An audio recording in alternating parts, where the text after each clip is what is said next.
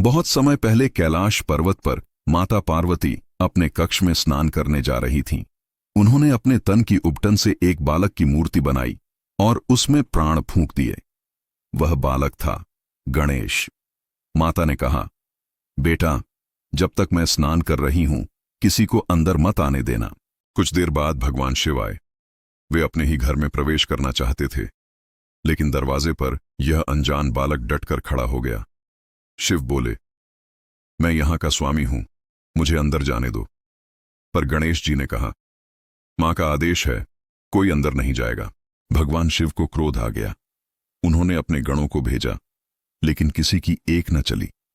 तब स्वयं शिव जी ने अपने त्रिशूल से उस बालक का सिर काट दिया। जब माता पार्वती बाहर आईं और अपने प्रिय पुत्र को मृत देखा तो वे क्रोध और शोक से कांप उठीं।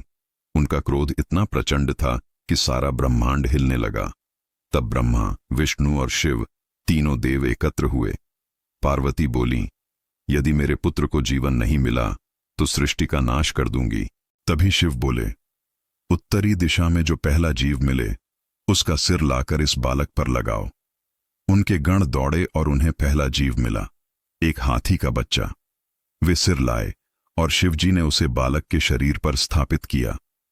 मंत्रों से उस शरीर में प्राण फूंके गए और इस तरह हुआ गणेश जी का पुनर्जन्म, जिन्हें अब सभी गजानन कहते हैं।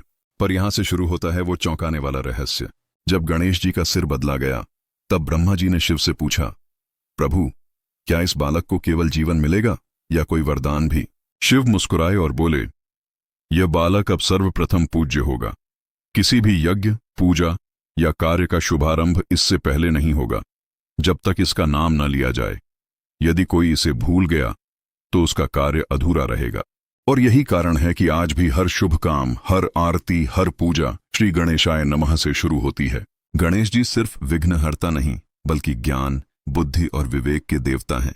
उनका बड़ा सिर ज्ञान का प्रतीक, छोटे नेत्र एकाग्रता का संकेत और उनका छोटा मुख कम बोलने की सीख देता है। कहा जाता है कि जब ब्रह्मा जी ने सृष्टि रची तो महाभारत की रचना के समय भी गणेश जी को ही लेखक बनाया गया। व्यास जी बोले, गणेश, तुम लिखो, लेकिन तब तक मत रुकना जब तक मैं रुकूं। गणेश जी बोले, तो आप भी बिना रुके बोलिए। यही से शुरू हुई सबसे महान कथा महाभारत की। गणेश जी के इस रहस्य में छिपा है एक संदेश। कभी किसी को उसके रूप या पहचान से मत आंको, क्योंकि शक्ति अंदर के विवेक में होती है।